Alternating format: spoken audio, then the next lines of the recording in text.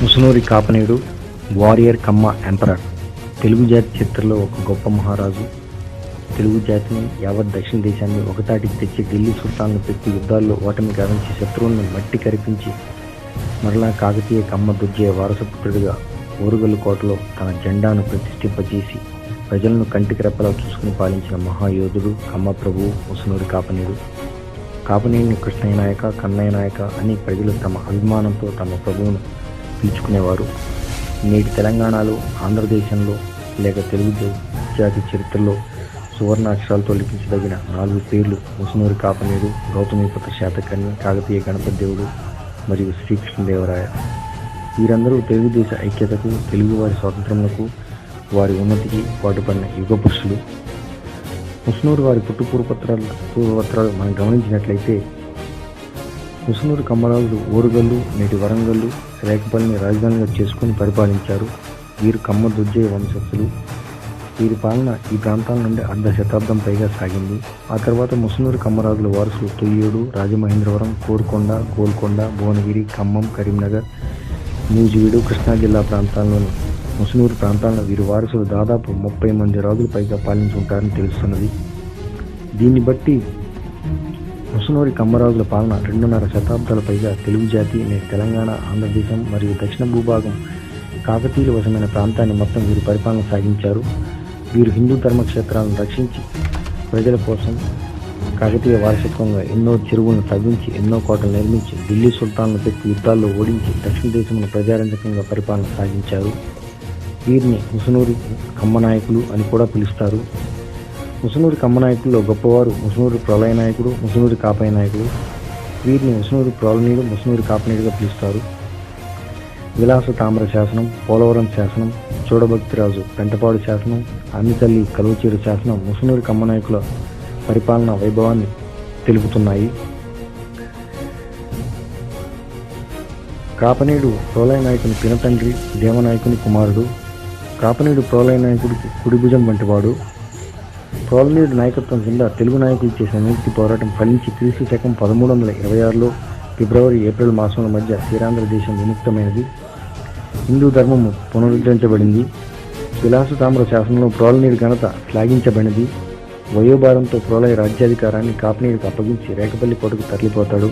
అతని వాంఛ తెలుగుదేశమును స్వేచ్ఛా స్వాతంత్రములతో నుంచుట. యావత్ తెలుగు జాతిని, దక్షిణ ప్రాంతాన్ని ఢిల్లీ పాలకుల బారి నుండి విడిపించి అతడు హిందూ రాజ్యాన్ని ప్రతిష్ఠించడమే కాపనీయుడి యొక్క ఏకైక లక్ష్యము.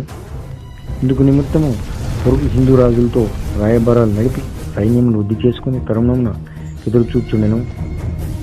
కాపనీయుడికి సామంతుడుగా అద్దంకిలో వేమారెడ్డి తనను నమ్మిన బంటుగా మెలిగెను. కృష్ణా, తుంగభద్ర అంతర్వేదిలో అరవీటి సోమదేవరాజు, ద్వారసముద్రంలో హొయసాల బల్లాలుడు, కంపీరులో ప్రజలకు ఒకే ఆశయం స్వాతంత్రము. బల్లాలుడు తిరుగుబాటు అంచుటకు మహమ్మద్ బిన్ తుగ్లక్ ఢిల్లీలోని మతం మార్చబడిన బందీలుగా ఉన్న హరిహరరాయ, బుక్కరాయ సోదరులను పంపుతాడు. ద్వారసముద్రం, హొయసాల బల్లాలుడు, అరవీటి సోమదేవరాజుకి కాపనీయుడి వీరపరాక్రమవంతుడని కాపనీయుడిని తమ అధిపతి గావించుకొని కాపనీయుడి సాయంతో యుద్ధానికి సిద్ధమవుతారు. కాపనీయుడి వీరపరాక్రమానికి శత్రు రాజ్యాలు మోకరిల్లి ఓటమి గావించి హొయసాల, అరవీటి వారు తిరిగి వారి రాజ్యాలను పొంది కాపనీయుడికి సామంతులుగా మెలుగుతారు. ఢిల్లీ సుల్తాన్లు తన సైనిక బలను వెలగంతో ఓరుగల్లుపైకి దండెత్తగా ఓరుగంటిపై కాపనీయుడు తిరుగుబాటు లేవదీస్తాడు. కాపనీయుడు తన లక్ష సైనిక బలగంతో కొన్ని నెలలు యుద్ధబేరి మోగించి ఢిల్లీ సుల్తాన్ల సైనికులపై విరుచుకుపడి వారి సైనికాధిపతులను వధించి విజయబేరి మోగిస్తాడు. మట్టి కరిచిన ఢిల్లీ సుల్తాన్ ఓటమి పాలై ఢిల్లీ పైనవై తిరిగి మాలిక్ బొగ్మల్ని ఓరుగల్లుకు నీవే అధిపతి అని కాపనీయుడిని ఓటమి గావించరమ్మని పంపుతాడు. మాలిక్ మక్బల్ కాపనీయుడితో జరిగిన యుద్ధంలో ఓటమి పాలవుతాడు. ప్రభు కాపనీయుడు ఢిల్లీ పాలకులపై పూర్తి ఆధిపత్యం చెలాయించి తెలుగు జాతి మరియు దక్షిణ ప్రాంతాల్లో ప్రజల దౌర్జన్యాల హింస బారి నుండి కాపాడి వారి కంటికి వెలుగులో కాంతి నింపి తెలుగు జాతి కీర్తి పతాకాన్ని దశ దిశలా ఎగురవేసి కాకతీయ కమ్మ దుర్జయ వారసపుత్రుడిగా తెలుగు జెండాను ఓరుగల్లు కోటపై నిర్మిస్తాడు. క్రీస్తు శకం 1336లో ఓరుగంటి కోటపై మరలా తెలుగు జాతి పతాకం ఎగిరింది. విశ్వవీర, కాకతీయ వారసపుత్ర, ఆంధ్రదేశాధీశ్వర, ఆంధ్ర సురత్రాణ బిరుదులతో కాపనీడు తెలుగుదేశమునకు అధిపతి అయ్యాడు. కాపనీడు విజయంతో స్ఫూర్తి నుండి విద్యారణ్యుని ఆశీస్సులతో హరిహరరాయ, బుక్కరాయ సోదరులు కంపిలో స్వాతంత్రం ప్రకటించుకుంటారు. కాపనీడు తనకు సహకరించినటువంటి బంధువులను, నాయకులను పదవులిచ్చి తన స్థితిని కట్టుదిట్టం చేసుకుంటాడు. మధ్యాంధ్ర దేశానికి అధిపతిగా పినతండ్రి రాజనాయకుని కుమారుడు అన్నవత నాయకుని నియమిస్తాడు. ఇతనికి తొలిత తొయ్యోడు, రాజమహేంద్రవరం రాజధానులు. భువనగిరిలో తన కుమారుడు వినాయక దేవుని అధిపతిగా నియమిస్తాడు. ఖమ్మం ప్రాంతానికి పినతండ్రి కమ్మనాయకుని కుమారులను అధిపతులుగా నియమిస్తాడు.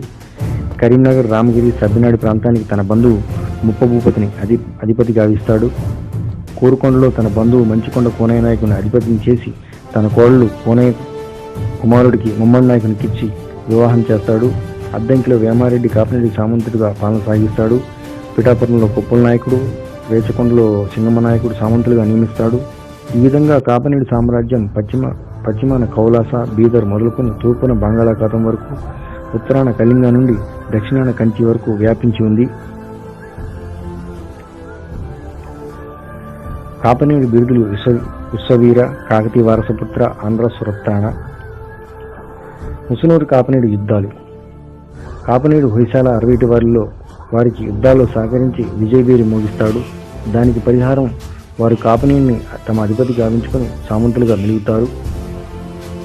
ఢిల్లీ సుల్తాన్లతో కాపనీడు తన 1,00,000 సైనిక బలగంతో తలపడి యుద్ధంలో విజయబిందువు మోగించి ఓరుగల్లుపై తన కీర్తి పతాకాన్ని ఎగురవేసి దక్షిణ భారతదేశంలో గొప్ప చక్రవర్తిగా పేరు తెంచుకుంటాడు.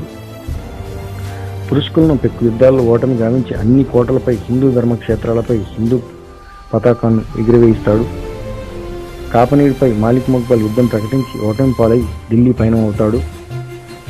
హరిహరరాయ, బుక్కరాయకు ఎన్నో యుద్ధాల్లో సహకరించి ఎన్నో విజయాలు చేకూర్చడం వల్ల వారు కాపనీడిని తెలుగు జాతి దక్షిణ భూభాగపు అధిపతిగా గౌరవిస్తారు. బహుమనీయులకు, ఢిల్లీ సుల్తాన్లకు జరిగిన యుద్ధంలో బహుమనీయులు కాపనీడిని సాయం కోరగా కాపనీడు తన 50,000 సైనిక బలగంతో యుద్ధానికి సన్నద్ధుడై ఢిల్లీ సుల్తాన్లపై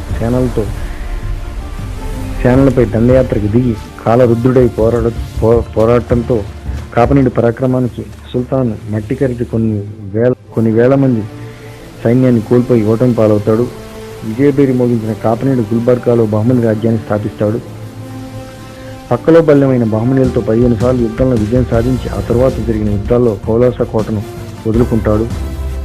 విజయనగర హరిహరరాయ, బుక్కరాయ సైనిక బలగంతో పాటు కాపనీడు కుమారుడు వినాయక దేవుడు తన సైనిక బలగంతో బహుమనీలతో యుద్ధాల్లో తలపడి పలుమార్లు యుద్ధాల్లో విజయం సాధిస్తాడు. ఆ తర్వాత కాపనీడు కుమారుడు వినాయక దేవుడు బహుమనీలతో జరిగిన యుద్ధాల్లో మరణిస్తాడు.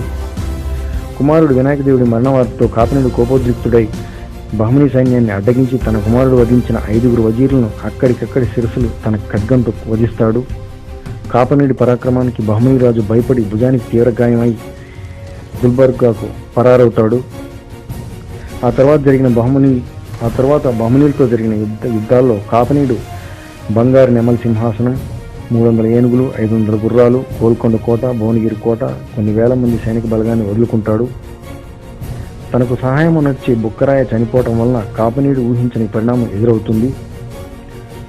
కాపనీడిపై రేచర్ల సింగమ యుద్ధం ప్రకటించడం. ఈ యుద్ధంలో కాపనీడి చేతిలో ఓటమి పాలై సింగమ వెనుదిరుగుతాడు. అద్దంకి వేమారెడ్డిపై సింగమ యుద్ధం ప్రకటించడం. ఈ యుద్ధంలో వేమారెడ్డికి సాయం చేసి సింగమను ఓడించి విజయభేరి మోగించి సింగమకు కాపనీడు క్షమాభిక్ష పెడతాడు. ఇలా ఎన్నో రాజ్యాలకు కాపనీడు యుద్ధాల్లో సాయమనొచ్చి విజయభేరి మోగించి వారి రాజ్యాలను తిరిగి అప్పగిస్తాడు. కాపనీడి వీర పరాక్రమానికి వారు సామంతులుగా మెలుగుతారు. రేచర్ల బహుమనీ సామంతులతో భీమవరం యుద్ధ పోర్లో అరవీర భయంకరుడై శత్రువులను హరహర మహాదేవ్ అనే నినాదంతో ఖండాలుగా వధిస్తూ చివరిగా మహాయోధుడు, మహావీరుడు భరతమాత ఒడిలో అసూలు బాశాడు. ముసునూరు వారి పాలన వర్ణాతీతం. అందున ప్రోలనీయుడు కాపనీడు తెలుగుదేశ చరిత్రలో వారి ఘనత శ్లాఘించబడింది. ముసునూరి కమ్మ ప్రభువులు విజయమే లభించకపోయి ఉండినచో తెలుగుదేశ చరిత్ర మరి ఒక తిని నడిచి ఉండేది. ముసునూరు వారి స్వతంత్ర విజయంతో తెలుగుదేశమున నూతన యుగం ఆరంభమైంది. తెలుగుదేశ చరిత్ర మధ్యయుగంలో పడింది కనుక దీన్ని ముసునూరి కమ్మ యుగంగా పేర్కొందరు.